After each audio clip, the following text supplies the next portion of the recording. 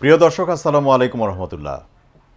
Pan vision টেলিভিশনের আমাদের বিশেষ আয়োজন লাল জুলাইয়ের গল্পে আমি জহিরুল ইসলাম টুটুল আজকে আরও একবার আপনাদের স্বাগত জানাচ্ছি। আমাদের আজকের অতিথি জুলাই যোদ্ধা ফাহিম হাসান। ফাহিম, তুমি করেই বলি না, কিন্তু তোমার প্রতি একটা অগাধ একটা সম্মান রেখেই তুমি করে বলছি, তুমি যদি অনুমতি দাও। আচ্ছা, ফাহিম, কিসে পড়ছো তুমি? আমি ইন্টার ফার্স্ট ইয়ারে ছিলাম। এক্সামটা কয়েকদিন আগে শেষ হলো, ফার্স্ট ইয়ার ফাইনাল। আচ্ছা, সেটা আমার দেওয়ার সুযোগ হয়নি। অসুস্থতার কারণে। জি। তোমার কলেজের নাম কি? Ahsania mission school and college. আচ্ছা, ফ্যামিলিতে আর কে কে আছেন? ফ্যামিলিতে বাবা, মা, ভাই, বোন, ভাবি, ভাতিজা, ভাতিজি। আচ্ছা, এই সবাইকে নিয়ে তোমার পরিবার? জি জি। একদম, যদি তুমি ঠিক যেই মুহূর্তে ইনজুর্ড হলা, তোমার গুলি লাগলো, কত তারিখ ছিল সেটা? সেটা হচ্ছে 4 আগস্ট। 4 আগস্ট, মানে হাসিনা পালানোর একদিন আগে। 4 আগস্ট কোথায় ছিল? মিরপুর 10 নম্বর। কয়টার দিকে সেখানে গিয়েছিলে সেদিন? 4 তারিখ 12টা, 12:30টার দিকে। 12টা, 12:30টার দিকে। আমি যতদূর জানি তার আগেও তুমি অনেক দিন ধরেই আন্দোলনের সঙ্গে ছিলা, সেই গল্পে যাব। 4 তারিখে সকাল থেকেই যদি বলো যে কি মনে করে, বা ওই দিন বাসায় কি বলে গেলা, বা কখন বের হলা তুমি? 4 তারিখ সারা রাত হচ্ছে অনলাইনে, ফেসবুকে, মেসেঞ্জার, তারপর আরও কয়েকটা অ্যাপে, যেগুলো অফলাইন অ্যাপ ছিল, ওইগুলো সারা রাতই কমিউনিকেশন করে ঘুমিয়েছিলাম হচ্ছে 7টার দিকে সকাল। সকাল 7টা? হ্যাঁ, না, সারা রাত ঘুমাইতে পারিনি। তো 7টার দিকে ঘুমানোর কারণে ওই দিন উঠতে একটু লেট হয়ে যায়। তো ফোন কাছে ছিল না, আম্মু ফোনটা নিয়ে গেছিলো সকালে। যখন ঘুমিয়েছি, ঘুম থেকে উঠে দেখি ফোন কাছে নাই। তো ফোনটা কাছে থাকলে হয়তো সকালে ফ্রেন্ডরা যারা কল দিয়েছিল তাদেরটা ধরে হয়তো উঠে যেতে পারতাম, কিন্তু ফোনটা কাছে না থাকার কারণে টের পাইনি।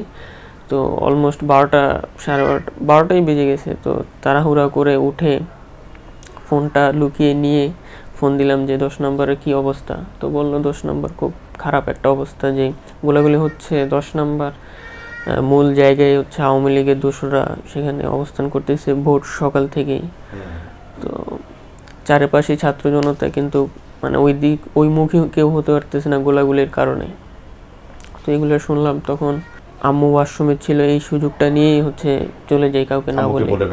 না, বলে বের হওয়ার সুযোগ ছিল না। ওই দিন তো বের হতে দিতে চাচ্ছিলেন না আপনারা? তো আমি এর আগে কখনো আন্দোলনে যাওয়ার সময় রিক্সা দিয়ে যাইনি, সবসময় হেঁটে গিয়েছে, আসার সময় রিক্সা দিয়ে এসেছি। কিন্তু ওই দিন অনেকটাই লেট হয়ে যাওয়ার কারণে ওই দিনই ফার্স্ট আন্দোলনের রিক্সা দিয়ে 10 নম্বর যাই। রিক্সাতে আবার ফোন দিয়েছিলাম যে কি অবস্থা, এখন কত দূর, বলতেছে 10 নম্বর। আমি রিক্সাটা ঠিক করছিলাম যে 10 নম্বর ফায়ার সার্ভিসের ওই দিকে, মানে ভুলবশত একদম ওদের পয়েন্টেই রিক্সাটা ঠিক করা হয়। কিন্তু ফোন মাঝপথে ফোন আসার কারণে ওরা বললো যে 10 নম্বর যাওয়ার দরকার নেই, 10 নম্বরই এরকম হইতেছে, এখনও অনেকটা দূরেই আমরা অবস্থান করতেছিলাম ওদের।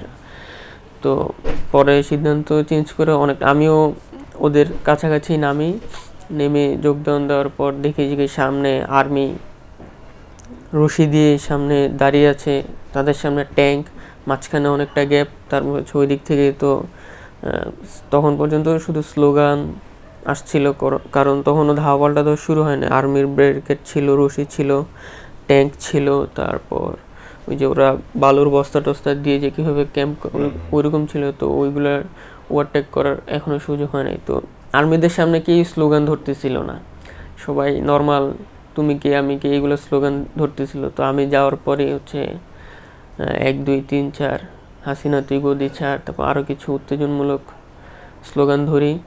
তুমি নিজে স্লোগান দিচ্ছিলা? হ্যাঁ। আচ্ছা। তো তখনই দেখা গেছে জিনিসটা আরও উত্তেজনা ক্রিয়েট হয়ে, সামনের থেকে মাইকটা দিয়ে স্লোগান দিচ্ছিলাম, আর্মিরা বারবার বলতেছিল এইসব স্লোগান দিও না, এইসব স্লোগান দিও না। তখন স্লোগানটা চেঞ্জ করে বললাম এই মুহূর্তে দরকার সেনাবাহিনী সরকার। তখন দেখা গেছে ওরাও হাসতে যে কি করবে। এইটা মনে হয় এক ধরনের একটা প্ল্যান ছিল না? হ্যাঁ, যে আর্মি তো তখন একটু নিউট্রাল পজিশনেই ছিল। 10 নম্বর মানে আমাদের সামনে যারা ছিল তারা নিউট্রাল পর্যায়ে ছিল, বাকিদেরটা তো খবর নেওয়ার সুযোগ হয়নি। তো তখন শুধু এই একটাই বলতেছিলাম যে এই মুহূর্তে দরকার সেনাবাহিনী সরকার। তখন দেখা গেছে তারা রশিটা খুলে দিছিল, তখন আর রশিটা রাখে নাই। তো রশিটা খোলার সাথে সাথেই তো মানে ওই দিক যে যার যার মতো দৌড়াদৌড়ি করতেছে। আর আমার হাতে যেহেতু মাইক, আমি একটু মানে একটা মানুষের একটা ভাইয়ের কাঁধের উপরে ছিলাম, তো উনি নামাইতেই ওরা অনেকটা দূর চলে গেছে। তো আমি ওই সামনের দিকে যেতে যেতেই দেখতেছি 2-3 জনের গায়ে অলরেডি বুলেট লেগে গেছে। তো তখন গুলিটা করছিল কে, পুলিশ দূর থেকে? তখন আমরা অনেকটাই দূরে ছিলাম, ওই দিক থেকে দেখা যাচ্ছিল না কি আসলে সিভিল কি না। সিভিলও হতে পারে। হ্যাঁ হ্যাঁ, মানে পুলিশের ড্রেসটা কিছু বোঝা যাচ্ছিল না।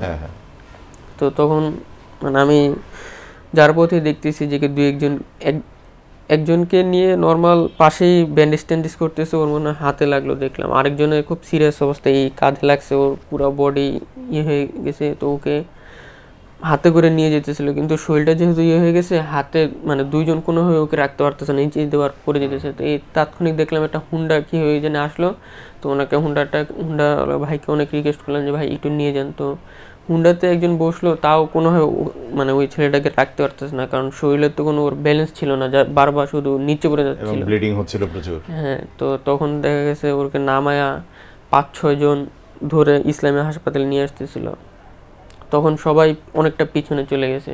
এখানে একটা বিষয় জানতে চাওয়া, আমি আসলে এভাবেই যেতে চাই, সেটা হলো এই যে তোমার আশপাশের অনেকের গুলি লাগছে, অসুস্থ হয়ে যাচ্ছে, মৃতপ্রায় হয়ে যাচ্ছে, এটা দেখার পরও তুমি ওখানেই থাকলা, মানে তোমার নিজের ভয় লাগছিল না যে তোমার সাথে তো একটু পরে এরকম হতে পারে বা যে কোনো সময় হতে পারে, তোমার জীবন চলে যেতে পারে, এই ভয়টা কাজ করছিল না?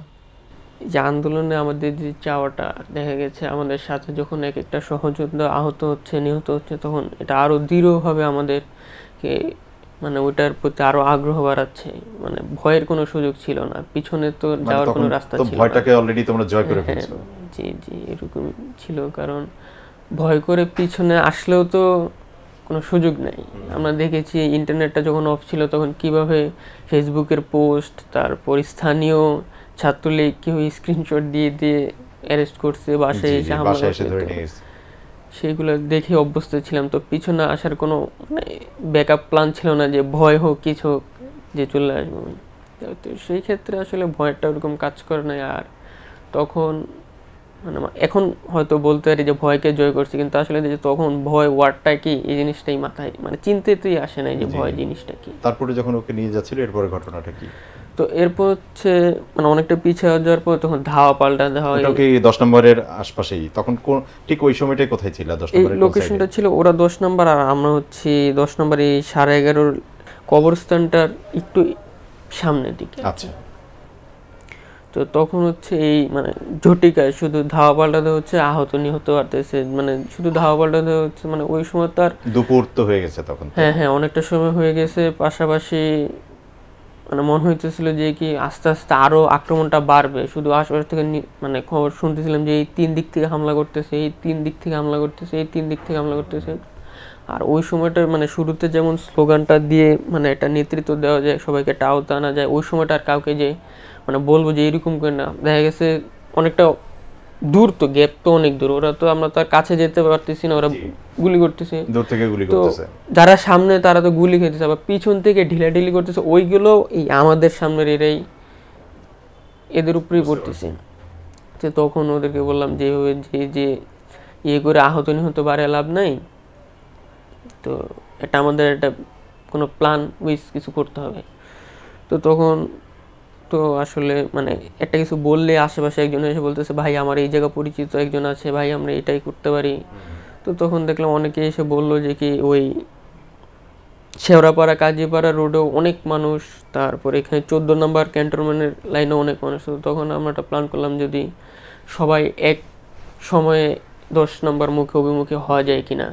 তো তখন দেখা গেছে এইভাবেও মানে এদিক থেকে একটা মিছিল গেলে গুলি করে 3-4 জনকে আহত করতেছে, ওই দিক থেকে এইভাবে করতে করতে তো আহত নিহতের সংখ্যাই বাড়তেছে। যদি 3 দিক থেকে একত্রে আক্রমণটা করা হয় তাহলে হয়তো একটা কিছু হইতে পারে। যেহেতু 2 নম্বরের লাইনটা খোলা আছে, ওরা হয়তো ওদিকে হলে আমরা 10 নম্বর অবস্থানটা করার পর আমরা আবার আর্মিদের রিকোয়েস্ট করবো যে আমাদের সামনে দাঁড়ান, আমাদের আর কোনো চাপ হয় না, আমরা তখন শান্তিপূর্ণ অবস্থানে চলে যাব। কাজীপাড়া শেওড়াপাড়ার এদিকে যারা ছিল তাদের সাথে খুব সহজেই কমিউনিকেশনটা করা যায়, ওই নাম্বার কি হয়ে জানি ম্যানেজ হয়ে যায়। কিন্তু এই 14 নম্বরের এই পাশে ওদের সাথে কোনোভাবে কন্ট্যাক্ট করা যাচ্ছে না, কেউ ফোন ধরতেছে না। তো এখন আমাদেরকে ওই দিকে যেয়ে বলে আসতে হবে। এখন কিভাবে যাব? মেন রোডে উঠলেই তো তখন হচ্ছে আবার আর্মিরা আমাদের পিছনে চলে গেছে। তা আর্মিরা হচ্ছে আকাশে দিয়ে গুলি করতেছে, আমরা তো শুরুতে বুঝতে পারতেছি না যে কাদেরকে গুলি করতেছে, আমাদেরকে করতেছে না ওদেরকে করতেছে, হচ্ছে আমাদের পিছে, আমরা হচ্ছে মাঝখানের দিকে। তো ওই ভয়ে কেউই আর মেন রোডে উঠতে মানে যেতে চাচ্ছে না, সবাই হচ্ছে ভিতরের গলিতে ছত্রভঙ্গ বলতে কি প্রত্যেকটা গলিতে এত পরিমাণ মানুষ যে আসলে ছত্রভঙ্গ হয়ে যাওয়ার পরও মানে এক একটা ভঙ্গ তো হিউজ অ্যামাউন্টের মানুষ। তো সেক্ষেত্রে কে যাবে, একজন দুজন গেলে রিস্ক বুঝে যাবে। তো যদি আমরা একটা মিছিল নিয়ে যাওয়া যায়, ছোট একটা মিছিল 50-60 জন বা 100-150 জন ম্যাক্সিমাম, তো যেই ভাবনা সেই কাজ হিসেবে। তো ওই সময় তো আসলে মানে একটা কিছু বের করলেই সবাই খুব সুন্দরভাবে রেসপন্স করতো। তো গেলাম আমরা সবাই 10-14 নম্বর ওইদিকে যাওয়ার পর বুঝে বললাম, ওরাও জিনিসটা নিল। তো এখন সিদ্ধান্ত হচ্ছে যে আমরা কি ওইখান থেকেই 14 নম্বরের মিছিলে কি অংশগ্রহণ করবো, না আবার আমাদের এই 11-11:30 এদিকে ব্যাক করব। তো মনে হচ্ছিল যেহেতু মানে ওই সময় আমরা সবাই 14 নম্বর চলে আসছি, ওইখানে আমরা যারা ফ্রন্ট লাইনে ছিলাম। তো এখন 14 নম্বর থেকে তো 11 বা 11:30 তো অনেক ডিসটেন্স। হ্যাঁ ডিসটেন্স বলতে ভিতর দিয়ে চলে যাইতো আমরা, তো বেশি একটা ডিসটেন্স। তো ওই সময়টা মনে হচ্ছিল যদি বাই এনি চান্স এই দিকের ওরা মিস করে যায় তো তখন দেখা গেছে পুরো প্ল্যানটাই ভেস্তে যাবে, আমাদেরকে আসতে হবে, আর কোনো ওয়ে নেই। তো ওই সময়টা আসার সময় বেনারসি পল্লীর ভিতর দিয়ে যখন আসতেছিলাম, তো এদিক থেকে তো মেন রোডটা দেখা যায়। তো ওদেরকে দেখে 2-1 জন আবার স্লোগান দেওয়া শুরু করছে। তো ওরা আবার এই ভিতরের গলিতে ঢুকে গেছে। তো ভিতরের গলিতে আওয়ামী লীগ। তখন হচ্ছে বোঝা গেছে যে আসলে ওরা কোনো পুলিশ বাহিনী ছিল না, ওই দিন সব সিভিল ছিল, সব পুলিশ ছিল না, তাও ওরা টিয়ার শেল মারতেছে, রাবার বুলেট মারতেছে, ওদের হাতে সবকিছু। মানে পুলিশের হাতে যে জিনিসগুলো থাকার কথা সেটা এখন সিভিলিয়ানদের হাতে। আচ্ছা।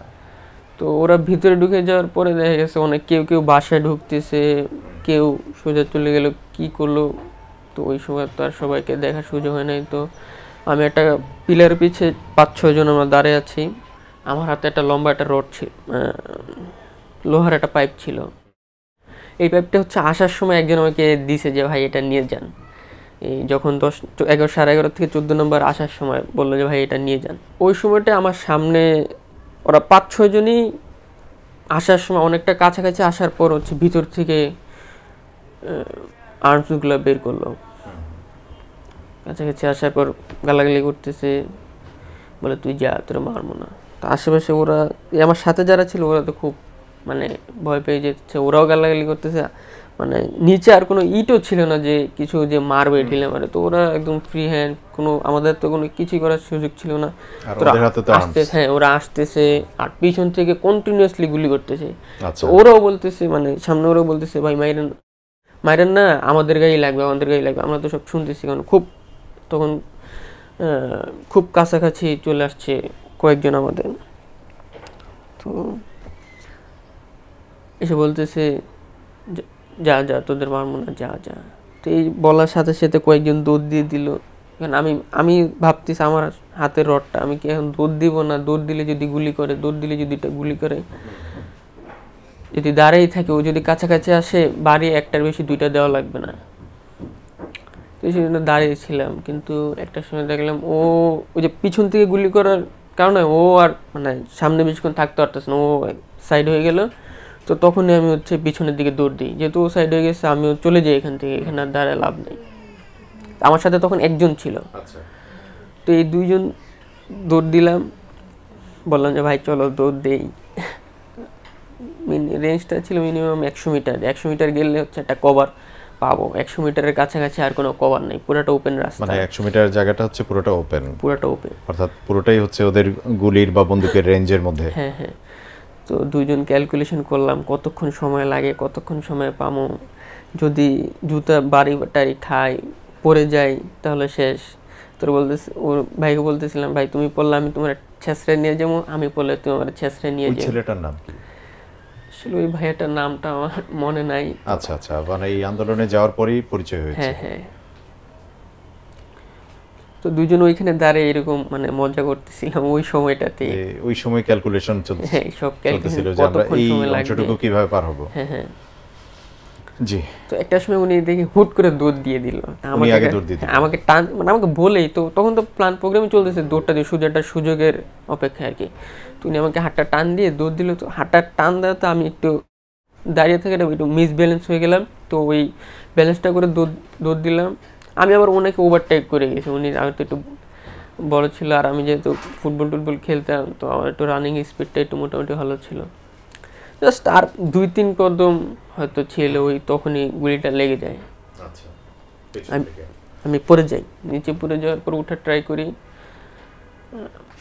উঠতে পারলাম না।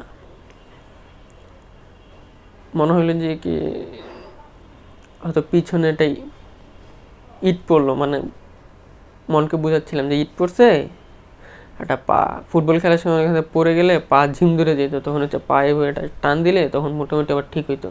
আমি ভাবতেছিলাম উঠে পাটা একটা টান দিলে ঠিক হয়ে যাবে। ওই যে আমার সাথে গুলি যে লাগছে তখন কি বুঝতে পারছো নাকি ইট লাগছে এরকমই মনে হচ্ছিল? তখন পিছন থেকে তো যখন পড়ে গেছি, উঠে ট্রাই করতেছি, পড়ার সাথে সাথে মনে হচ্ছে যে কি হয়তো এটা পিছনে একটা ধাক্কার মতো লেগে পড়ে গেলাম। তো যেহেতু কি হইলো একটা ইটের মতোই ভাবলাম, উঠার ট্রাই করতেছি, উঠতে পারতেছি না। একটা পা তো একদম তাৎক্ষণিকভাবেই পুরা অবশ হয়ে গেল, মানে ওই পাটা আমি তো করতেছি, কোনো ফিলিংস পাচ্ছি না, আর এই পাটা ব্যথাটা শুরু হচ্ছে। আর উঠার ট্রাই করতেছিলাম, শুধু এই চেস্ট এতটুকুই উঠতেছিল, আর এই বাম পাটা শুধু নড়তেছিল, কিন্তু ওই শক্তিটা ছিল না, যেই শক্তি দিয়ে উঠতে পারবো এরকম অবস্থাটা ছিল। এই 30 সেকেন্ডের মধ্যে কয়েকবার উঠার ট্রাই করলাম, কিন্তু পারলাম না। তখনই হচ্ছে আমার যে পিছু ভাইটা ছিল, ও মানে আমার পর্যন্ত এসে আমাকে উঠানোর ট্রাই করলো, কিন্তু ও তো আর একা পারে নাই। তো ওই সময়টাই দেখেছে আশেপাশে যারা বিল্ডিংয়ে ঢুকে গেল না, আমার গুলি লাগাতে ওরাও বের হয়ে গেল, বের হয়ে ধাওয়া দিল। তো তখন ওরা পিছিয়ে যাওয়ার কারণে আমাকে নিয়ে চলে আসলো। তো তখন বেশি একটা তখনও রক্ত শুরু হয় না, কারণ আমারটা যেহেতু হাড্ডিতে লাগছে, শুধু মাংসতে যেটুকু ছিল অতটুকু একটু রক্ততে গেঞ্জিটা একটু ভিজছে আর কি, মানে ওইরকম যে একটু ফুললি ব্লিডিংটা হচ্ছিল না আর কি। তো তখন আমার একটা নিয়ে যায় একটা জায়গায় বসানোর সাথে সাথেই আমি সামনের দিকে পড়ে যাই। তো তখনই হচ্ছে আশেপাশে মানুষ ওরা মানে একরকম কান্নাকাটি শুরু করে। তখন হচ্ছে আমি একটু নার্ভাস হয়ে যাই যে কি রে আসলে জিনিসটা হইলো কি, আমি তো ব্যালেন্স করতে পারতেছি না, কি হচ্ছে আমার সাথে। তো তখন পিঠে হাত দিলাম, আমার সাথে ও তো আমার হাত দুইজন ধরে আমার বলতেছে আরে কিচ্ছু নেই, কিন্তু আমি হাত দিয়ে দেখলাম হয়েছে। তো সাথে সাথে এই পকেটে, আমার ডান পকেটে ফোনটা ছিল, তো একদম ফোনটা পড়ার মতো অবস্থা। ফোনটা নিয়ে হচ্ছে আমার কাজিনদের ফোন দিলাম যারা আন্দোলনে ছিল, বললাম যে এইভাবে গুলি লাগছে, একটু আমি ইসলামেতে যাচ্ছি, তোমরা একটু ইসলামেতে তাড়াতাড়ি আসো। তো তখন আশেপাশে যারা নর্মাল মানুষ ছিল, মানে অনেকটা, তখন তো অলরেডি অনেকটা দূরে চলে আসছি, তো ওরা বলতেছে যে ওর এখানে রেখে লাভ নেই, ওর কি হাসপাতালে নিয়ে যাও, গুলিটা বের করো, ব্যান্ডেজ করাও, রক্ত কিন্তু আরও পরে বাড়বে, ব্যথা বাড়বে, তো এগুলো বলতেছিল। তো সাথে সাথে রিক্সা দিয়ে ওই ভাইয়াটা তখন আমার সাথে ছিল, আচ্ছা ওই যে আগে দৌড় দিয়েছিল, হ্যাঁ, রিক্সাতে নিয়ে ইসলামিয়া হাসপাতালে নিয়ে আসলো। আর ইসলামিয়াতে আসার সময় রিক্সাটা বললাম যে কি ওই দিক দিয়ে যাও, ভিতর দিয়ে যে বলে আসলাম ওদেরকে, সবাই একটা রিক্সা মনে হয় 3টা রিক্সা আমরা ওদিক থেকে আসছিলাম, 3টা রিক্সায় প্রায় 20 থেকে 25 জনের মানুষ 3টা রিক্সায় যেভাবে পারছে উঠছে। তো সবাই ওইখানে নেমে যায়, সবাইকে দোয়া টোয়া বিদায় টিদায় নিয়ে একসময়, তখনও আমার অবস্থাটা মানে ওইরকম জাস্ট পাটা প্যারালাইজড, মানে পাটা বোধ চলে যায়, আর বসতে পারতেছিলাম না, দুজন ধরে বসেছিল কিন্তু সেন্স ছিল, কথা বলতে পারতেছিলাম। ইসলামিয়া হাসপাতালে চলে আসলাম, ওই অন দ্য ওয়েতেই মানে আসার সময় সবার সাথে কথা হইতেছিল যে বললাম যাও দৌড় দাও ওইদিকে যাও, এরকম কথাবার্তা বলে ইসলামিয়া হাসপাতালে আসার পর মানে এতটা সিরিয়াল, আমার সিরিয়াল ইমার্জেন্সিতে ঢুকে আমার সিরিয়াল আস্তে আস্তে আমার ব্যথাটা একদম বাড়তে থাকে, মানে বাড়তে আমার মাথা, পায়ের ব্যথা মাথা পর্যন্ত চলে আসে, তখন আমার মাথা ব্যথা শুরু হয়ে যায়, প্রচণ্ড ব্যথা, ডোজ দিতেছে, স্যালাইন দিতেছে, আর মানে একটা হুইল চেয়ারে বসে রাখছে, আমি আর বসে থাকতে পারতেছি না কোনোভাবেই, মানে আমার হচ্ছে না, শরীরে ভেঙে যাচ্ছে। তো পরে আমার কাজিনরা চলে আসে, তো কাজিনদের নিয়ে ওই যে বসার যেই 3টা করে চেয়ার থাকে না স্টিলের, ওই 3টা চেয়ারে আমাকে নিয়ে একজন বসে, ওই এখানে আমি শুই মাথা দিয়ে। তো তখন বলতেছে, তখন আমার সিরিয়ালটা আসে, ইমার্জেন্সিতে ঢোকার পর আর কোনো সমস্যা নেই, তুমি যে এখন একটু রেস্ট নিবা, সরোয়ার দিতে চলে যাও। তো এটা বললে তখন একটা স্ট্রেচারে বের করলো, বের করে স্ট্রেচারে রাখলো। তখন কি তোমার বন্ধু বান্ধব বা আত্মীয় স্বজন আব্বু আম্মু তখন আমার কাজিনরা ওইখানে ছিল। আচ্ছা, আর বাসায় জানে? বাসায় কাজিনরা যাওয়ার পর ওরা ফোন দিয়েছেন।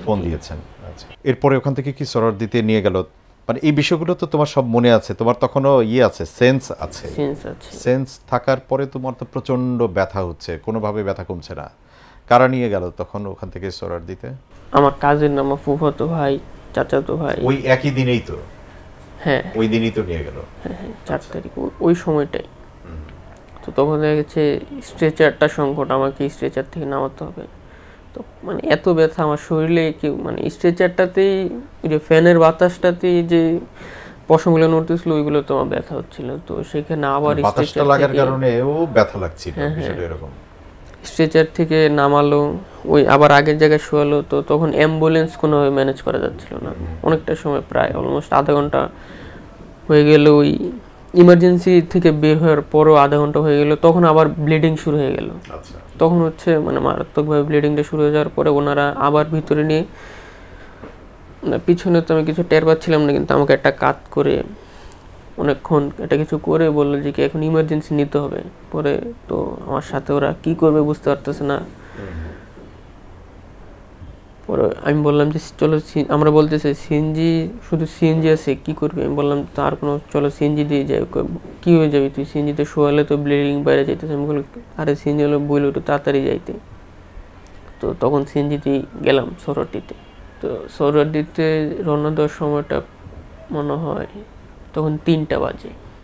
3টা। তো তখন যাওয়ার সময় 10 নম্বর থেকে ওরা অনেকটা 2 নম্বরের দিকে চলে আসে আওয়ামী লীগের। তো আমাদের সিএনজিটা 6 নম্বর দিয়ে 2 নম্বর দিয়ে বের হয়। তো এইখানে একবার ধরে সিএনজিটা আটকায়, বলতেছে অনেক গালাগালি করতেছে, কিন্তু আর কি ছেড়ে দেয়। রিকোয়েস্ট করার পরে ছেড়ে দেয়।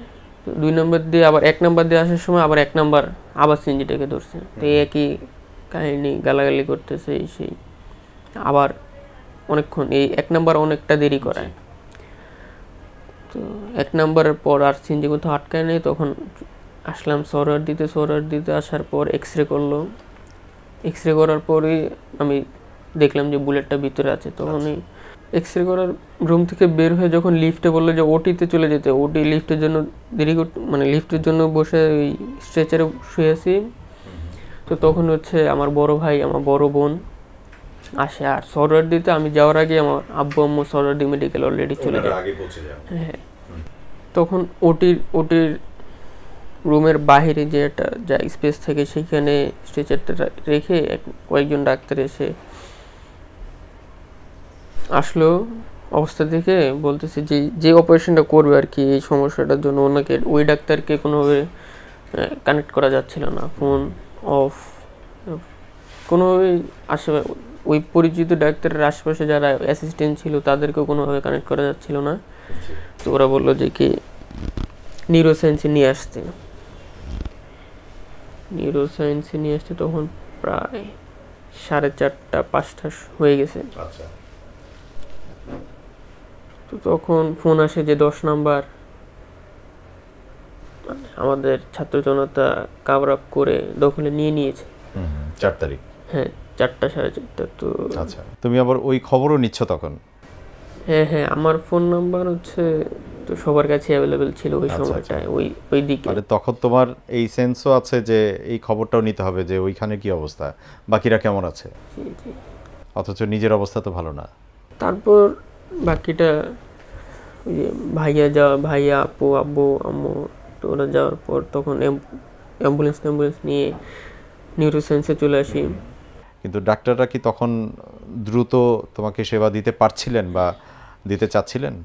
আমি যে কয়টা হাসপাতালে চিকিৎসা নিয়েছি পপুলার পপুলার থেকে 4 তারিখে আমি একটা জিনিস মিস করে গেছি, যে আমার শুরুতে যেই বললাম প্রথমের ধাওয়া পাল্টাতে ওই যে ছত্রভঙ্গভাবে ধাওয়া পাল্টাতে হইলো, তখন আমার রাবার বুলেট লাগে ঘাড়ে, পিছনে, পিঠে, কয়েকটা মানে স্প্লিন্টারও লেগে যায়। তো এইগুলো তো একসাথে অনেকগুলো লাগে, একটা দুইটা না। তো এইখানে একটা ভিতরে, আর এইখানে একটা ভিতরে ঢুকে গেছে। তো এইগুলো বের করতে হচ্ছে না, তো এটা পপুলার থেকে বের করলাম। পপুলারে প্রাথমিক চিকিৎসাটা ওখানে নিয়েছি। হ্যাঁ, পপুলারে ডাক্তার ছিল না মনে হয়, ওই যে যারা মেডিকেলে পড়াশোনা করে। এটাও 4 তারিখের ঘটনা? হ্যাঁ, 4 তারিখে। তার মানে 4 তারিখে তুমি স্পটে যাওয়ার পরে প্রথম তোমার সাথে এই ঘটনাটা ঘটে। যাই হোক, তারপরে নিউরোসায়েন্সে আসার পরে কি হলো? অ্যাম্বুলেন্স থেকে নামানোর সাথে সাথে ইমার্জেন্সিতে নিয়ে মানে ওই ক্ষতস্থানটা সেলাই করে দিল। আচ্ছা, সেলাই করে দিল? হ্যাঁ, সেলাই করে দিল। ওই বুলেট তো বের করলো না? না, তখনও বুলেট বের করে না। আচ্ছা, সেলাই করে দিয়ে বেডে দিয়ে দিল। বেডে দেওয়ার পর ব্যথা, অনেকটা ব্যথা। তো একটা ঘুমের ওষুধ, ভাই আমার বড় ভাইকে বলতেছিলাম ঘুমের ওষুধ, মানে ডোজ দিয়ে তো কোনো কাজ হচ্ছিল না, বললাম যে তাহলে ঘুমের ওষুধ আমি মানে ঘুমিয়ে যাই। তো তখন ঘুমের ওষুধও বাহির থেকে, হাসপাতাল থেকে জিনিসটা মনে হয় অ্যালাউ করে, বাহির থেকে, যে ওই সময় তো কারফিউ চলতেছে রাত্রে।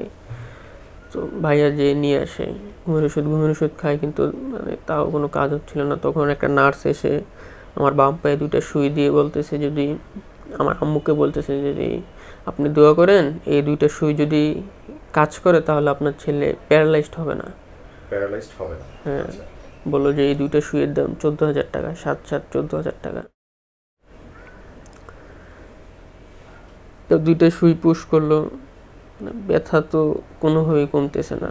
আর আশেপাশে দেখতেছি শুধু মানে বেডগুলা শুধু চেঞ্জ হচ্ছে, একজন আসতেছে, শোয়াচ্ছে, পুরো বেড রক্তে ভিজে গেল, কিছুক্ষণ পর মারা গেল, আবার এনাকে নিয়ে বেডটা চেঞ্জ করে আবার আরেকজন আসলো। এইগুলা দেখতে দেখতে ব্যথা, পাশে আম্মু, ওইভাবে কান্না করতে পারি না, আমি কান্না করলে আম্মু কান্না করে দেয়। তো রাত্রে হচ্ছে সারা রাত ভাইয়া চেষ্টা করে যে অপারেশনটা করানোর জন্য, কিন্তু তখন নিউরোসায়েন্সে এতটা রাশ ছিল, মাথায় যাদের গুলি, আরও ইমার্জেন্সি, তো তাদেরকে ডাক্তাররা ফার্স্ট প্রায়োরিটি দেওয়ার চেষ্টা করতেছিল। আর আমার কথা ডাক্তাররা দেখে বললো যে 15 দিন পরেও যা ড্যামেজ হওয়ার হয়ে গেছে, 15 দিন পরে করলে আর কোনো ড্যামেজ হওয়ার সুযোগ নেই, অতএব তোমার ভাই তো আর, ভাইয়াকে বলতেছে তোমার ভাই তো আর মারা যাবে না। তখন সারা রাত তো এইভাবেই কাটে, যে ব্যথা, এই সেই। সকালে ঘুমতে মানে চোখটা খুলে দেখি বলতেছে আমার ব্লাড গ্রুপ এ পজিটিভ। তো আমার তখন মনে হচ্ছিল আমার ব্লাড গ্রুপ তো এ পজিটিভ না, আমার ব্লাড গ্রুপ বি পজিটিভ। তো আমি বলতেছিলাম না আমার ব্লাড গ্রুপ বি পজিটিভ। তো তখন হচ্ছে একটা মিসকমিউনিকেশন হয়ে যায়, সবাই একটু কী ব্যাপার, মাত্র ব্লাড গ্রুপ চেক করলাম এ পজিটিভ, ও বলে বি পজিটিভ। তো তখন আবার ব্লাড গ্রুপটা মাপ হলো, তখন দেখলো না এ পজিটিভই। তো তখন অপারেশনের সময় চলে আসলো, 10টার দিকে অপারেশনের টাইম ছিল। ওই দিনে তোমার অপারেশনের টাইম দিয়েছে? 5 তারিখ।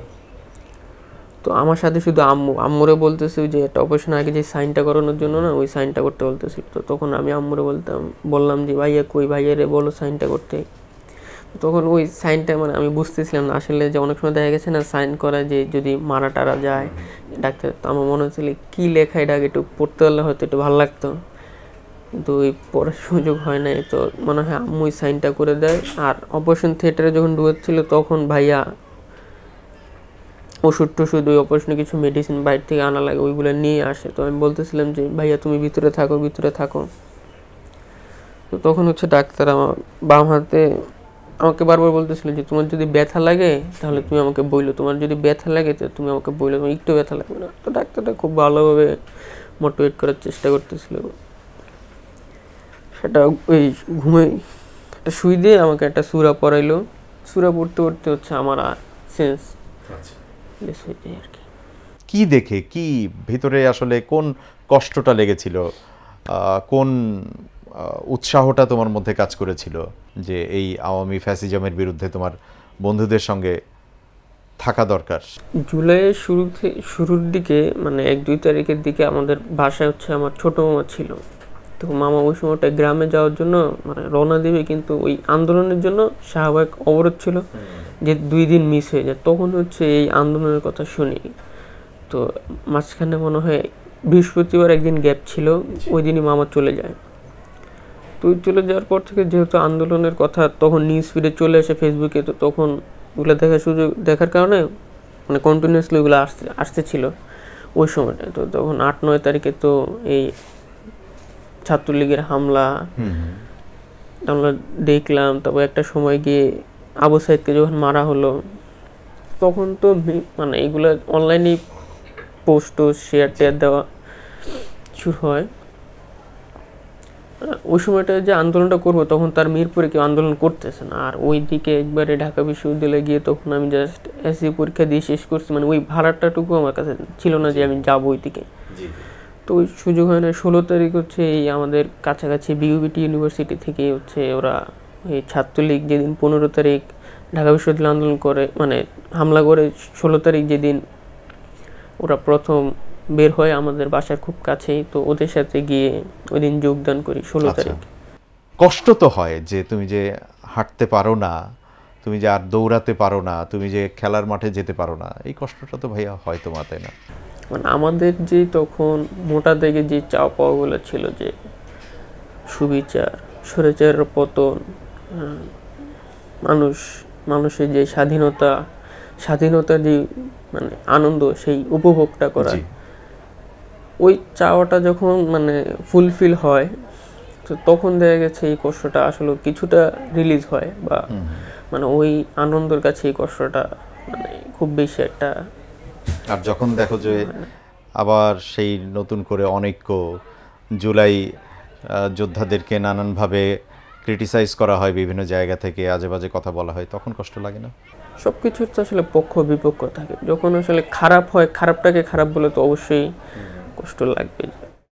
দেখা গেছে এই 5 আগস্ট পরবর্তী সময়ে যেই আসলেও তো কিছু কিছু জিনিসগুলো তো মানে ভালো হয় নাই, মানে অনেক কিছুই আমাদের যেগুলো আমরা কখনোই চাইনি, অপ্রত্যাশাজনিত অনেকগুলোই কাজ হয়েছে। যেমন সেদিন মিটফোর্ডের ঘটনাটা আমরা বলতে পারি। এতক্ষণ একটা মানুষকে মারলো, পাথর দিয়ে মারলো, পরে এটাকে নিয়ে এত একটা কাহিনী করলো, কেউ একটা 999 ফোন দিল না। আর মিটফোর্ড জায়গাটা তো এরকম না যে এটা খুব একটা হাইড এন্ড সিক জায়গা, সেখানে একটা মানে খুব একটা রাশ জায়গা, ব্যবসায়িক একটা জায়গা, দেখতে পাচ্ছিলাম লোকজন হেঁটে যাচ্ছে, পাশে তাকাচ্ছে। হ্যাঁ, তো ওদেরটা ঠিক আছে, একটা রাজনৈতিক সবাই একটা ভয় ছিল, রাজনৈতিক একটা প্রেশার ছিল, তারা স্লোগান দিচ্ছিল যে আওয়ামী লীগের সন্ত্রাস, হুঁশিয়ার সাবধান। কিন্তু ওইখানে কি কোনো মানে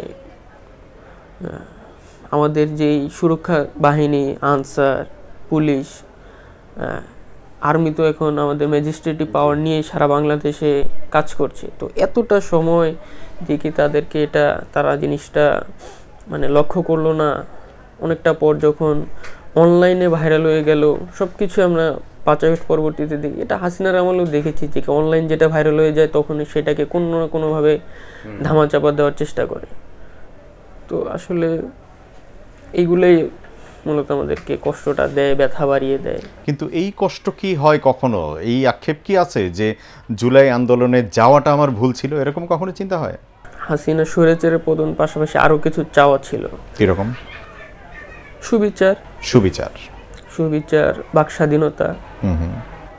একটা মানুষ স্বাধীনতা যেভাবে উপভোগ করবে সেভাবে, এটা স্বাধীনতার যে একটা নিউজ চ্যানেলে দেখলাম যে আসলে স্বাধীনতার কোনো মানে মাপকাঠি হয় না, স্বাধীনতার কোনো মাপকাঠি হয় না। সেভাবে যে একটা স্বাধীন নাগরিক যেভাবে লাইফ লিড করতে চায় যৌক্তিকভাবে, সবাই যাতে ওইভাবে পারে। আওয়ামী লীগ আমলে যে আমরা যেভাবে দেখেছি যে রাজনৈতিক এক একজনের নামে হাজার হাজার মামলা, শতাধিক মামলা, তো আমরা যাতে এর পরবর্তীতে এগুলো যাতে আমাদের দেখতে না হয়। যারা আওয়ামী লীগ গুলি করেছে তাদেরকে যেরকম শাস্তি তারা আইন অনুযায়ী পাবে সেটা তাদেরকে দেওয়া উচিত। বলো, কবে আমরা দুজন মিলে খেলতে যাব বলো তো? আমার খুব ইচ্ছা করছে যে তোমার সাথে একটা, আমি মোটামুটি বোলিং খারাপ করি না, তুমি ব্যাটিং ভালো পারতো না বোলিংটা? ছোটবেলা থেকে হচ্ছে খেলাপ্রেমিক ছিলাম আমি। Football, cricket, carrom board, table টেনিসটা খুব বেশি খেলা হয় নাই, যেটা এটা অ্যাভেলেবেল কম ছিল। ক্রিকেটে ব্যাডমিন্টন, ব্যাটিংটা ভালো পারো নাকি? ক্রিকেটে সবই ভালো পারি। হ্যাঁ, ফিল্ডিং, ক্রিকেট, আচ্ছা, ফিল্ডিং দিতে হলে তো অনেক দৌড়াতে হবে। ফিল্ডিং। আচ্ছা, এখন এই মুহূর্তে পায়ের অবস্থাটা কি? ঠিক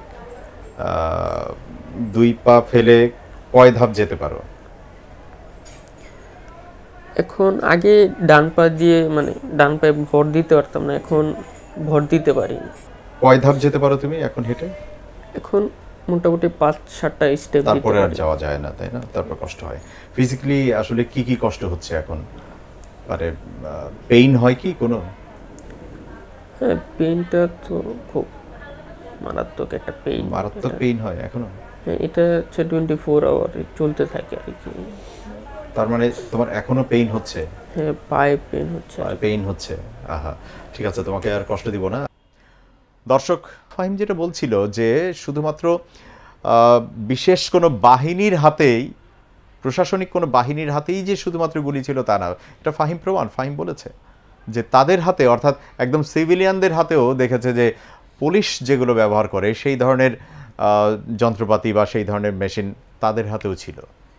অতএব কতটা বিভৎস এবং খুনি মেজাজের একটা শাসন ব্যবস্থা হলে ঠিক এই অবস্থানে নেমে আসতে পারে, জনগণের উপরে গুলি চালাতে পারে। আমরা সেই অবস্থানে আর যেতে চাই না, সেই ব্যবস্থায়ও আর যেতে চাই না।